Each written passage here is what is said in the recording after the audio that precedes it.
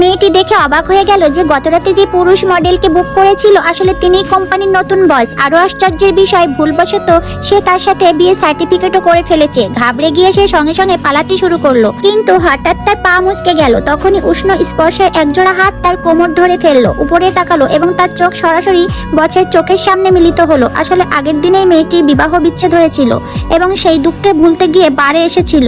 সে বারটেন্ডারকে 300 yuan দিয়েছিল সবচেয়ে সুদর্শন পুরুষ মডেলকে ডেকে দেওয়ার জন্য, কিন্তু ভাগ্যের ফেরে সরাসরি সিওর বাহুতে গিয়ে পড়লো। তার সুদর্শন চেহারা দেখে মেয়েটি তখনই ঠিক করে নিল যে আজ রাত সে এই লোকটির সাথেই থাকবে। তোমার তো বিয়ে হয়ে গেছে, তবু তুমি এখানে? সঙ্গে সঙ্গে নিজের আংটি খুলে ছুঁড়ে ফেলে দিল এবং বলল, আমার আজই ডিভোর্স হয়েছে। এরপর দুজনেই একটি দুর্দান্ত রাত কাটালো। পরের দিন মেয়েটি খুশি হয়ে জিজ্ঞেস করলো, কত দেব? নিজের পরিচয় গোপন করে সিও বলল 500।